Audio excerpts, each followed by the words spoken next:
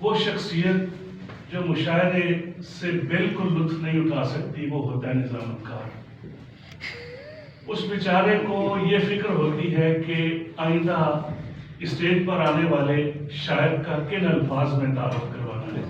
وہ اسی کشمکش میں اس کے بارے میں سوچتا رہتا ہے، اور جو کلام پیش ہو رہا ہوتا ہے اس کی طرف نہیں ہوتا۔ اور جو شخص سب سے زیادہ لطف اندوز ہو سکتا ہے وہ صدر تقریب ہوتا ہے اگر وہ سن رہا ہو۔ یقین جانیے میں نے ایک شاعر کو سنا، بغور سنا اور بڑا لطف اندوز ہوا، اور مجھے احساس ہوا کہ ترقی پسندوں کا یہ خیال کہ عصری آگہی کو نظم میں بہتر انداز سے پیش کیا جا سکتا ہے یہ غلط ثابت ہو چکا ہے۔ یہاں تو عصری آگہی نظر ہی ہمیں جو ہے وہ غزلوں میں آئی ہے، اور عصری حیثیت جو تھی وہ ایک نظم میں ہمیں نظر آ رہی تھی۔ کمال ڈکشن تھی کہ انہوں نے خوبصورت شعری ترکیبوں کا استعمال بھی کیا، علامت کو استعارے میں بھی بدلا۔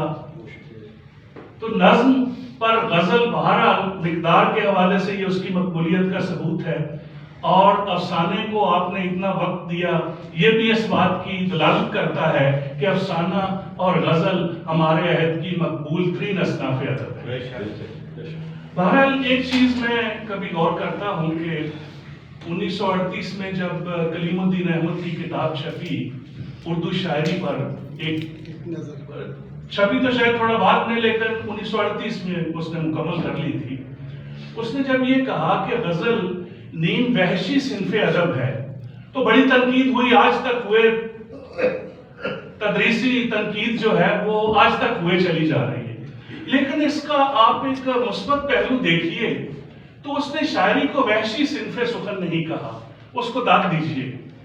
وحشی ایک ہی ذہنی کیفیت میں مبتلا رہتا ہے، جبکہ نیم وحشی کا پتہ نہیں ہوتا کہ کس وقت کس کیفیت میں مبتلا ہو جائے۔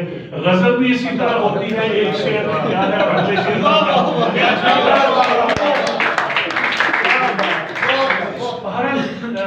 غزل سنی اور اس میں اصلی آگہی نظر آئی، اور اس سے زیادہ اصلی آگہی کیا ہوگی کہ مکانوں کے در نہ تھے۔ یقین کیجئے یہ مصرع آج میں یہاں سے کچھ بھی لے کے نہ جاؤں تو یہ مصرع آج میں لے کے جا رہا ہوں۔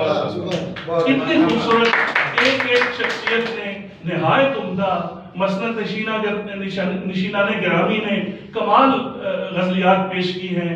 ہمارے تمام بازوق دوستوں نے جہاں شعراء موجود ہیں انہوں نے ایک نے عمدہ کلام پیش کیا، جن میں علامت کا استعمال نظر آیا، جن میں جہاں ضروری تھا شعری ترکیبیں نظر آئی، اصلی حیثیت اس میں موجود تھی۔ اور میں مابعد جدیدیت کا اس پر تو میری ایک کتاب بھی موجود ہے ذکر کر رہا تھا کہ یہ غیر نظری عہد ہے، نہ کسی نظریے کو رد کرتا ہے نہ کسی نظریے کے ساتھ کھڑا ہوتا ہے، آزاد فکری رویہ ہے، اور یہ آزاد فکری رویہ ہمیں یہاں پہ نظر آ رہا ہے۔